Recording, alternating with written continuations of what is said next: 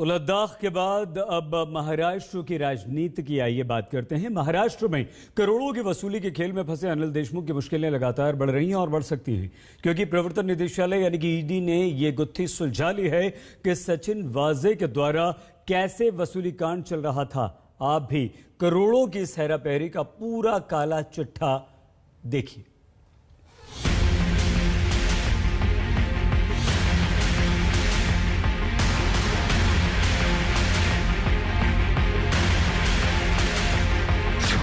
Police inspector Sachin वाजे पर वसूली का आरोप।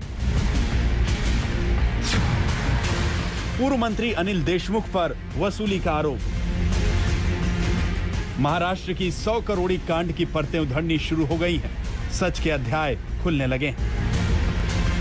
वसूली कांड की जांच में ईडी की टीम ने नोटों की चेन को पकड़ते पकड़ते महाराष्ट्र के पूर्व गृह मंत्री अनिल देशमुख पर शिकंजा कस दिया। आरोप है कि देशमुख से संबंध रखने वाले एनजीओ को निजी कंपनियों ने भारी भरकम रकम ट्रांसफर की है। महाराष्ट्र के पूर्व गृह मंत्री अनिल देशमुख और उनका परिवार साई शिक्षण संस्थान नामक एक एनजीओ चलाता है। जब ईडी ने पूछताछ की तो पता चला कि पिछले महीनों में इस एनजीओ को 4 करोड़ से ज्यादा रुपए का डोनेशन मिला है। जब इन डोनेशन देने वालों की कुंडली निकाली गई तो पूरा सच सामने आ गया।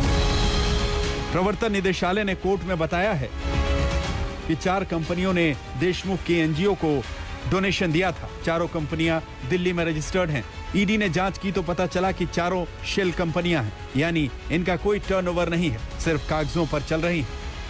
17 और 23 जून को ईडी ने कंपनी के मालिकों से पूछताछ की। मालिकों के मुताबिक डोनेशन के लिए नागपुर से एक शख्स ने इनसे संपर्क किया था।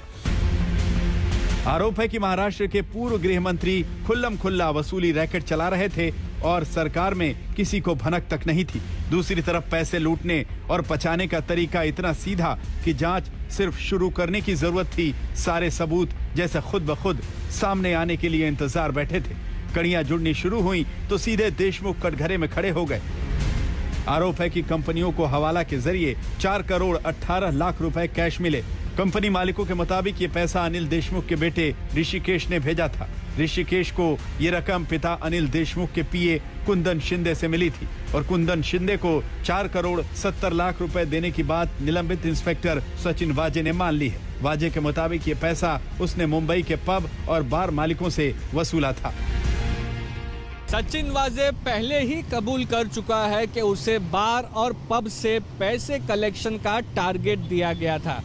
परमबीर सिंह ने भी इस चीज का जिक्र अपने लेटर में किया था और इस वसूली का सरगना उसने तत्कालीन गृह मंत्री को बताया था। ईडी ने अपनी जांच रिपोर्ट में नंबर 1 का जिक्र किया है। ये नंबर 1 सचिन वाजे का गढ़ा हुआ कोड है।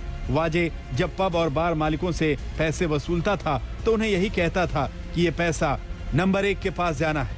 हर राज्य की पुलिस गृह मंत्रालय के अधीन होती है, तो फिर नंबर 1 भी गृह मंत्रालय का मुखिया ही हो सकता है। वसूली कांड में ईडी की टीम ने शनिवार को अनिल देशमुख को बयान दर्ज करवाने के लिए बुलाया था, लेकिन वो नहीं आए। अगली तारीख मंगलवार की है। अब इस मामले पर जोरदार सियासत हो रही है।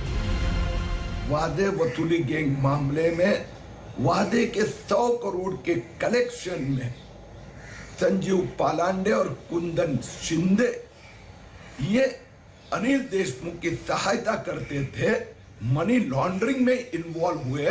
इसके कारण दोनों की कल देर रात गिरफ्तारी हुई। मुझे विश्वास है आने वाले कुछ दिनों में अनिल देशमुख भी गिरफ्तार होंगे। दबाव में लाके उनके ऊपर हर तरीके का फर्जी केसेस करके उनको पूरी तरह से चुप बिठाने का, उनका बदनामी करने का, उस राज्य में जो सरकार है उसकी बदनामी करने का और उसके लिए ये तीनों डिपार्टमेंट का प्रयोग करके ये सब काम करने का, ये उसका ही तरीका है। जो अनिल देशमुख जी के ऊपर ईडी और इसका सब समन्स और ये सब हो रहा है, ये बाकी कुछ नहीं, ये गंदी राजनीति का और एक पाठ बीजेपी महाराष्ट्र में पढ़ा रही है। एनसीपी देशमुख को क्लीन चिट दे चुकी है। उद्धव खामोश हैं, लेकिन बड़ा सवाल यह है कि क्या महाराष्ट्र में वसूली के इस खेल में अनिल देशमुख आखिरी खिलाड़ी हैं या फिर वो भी सिर्फ एक मोहरा है। मुंबई से विद्या, मुस्तफा शेख, दिवेश सिंह और दिल्ली से मुनीश पांडे के साथ आज तक ब्यूरो।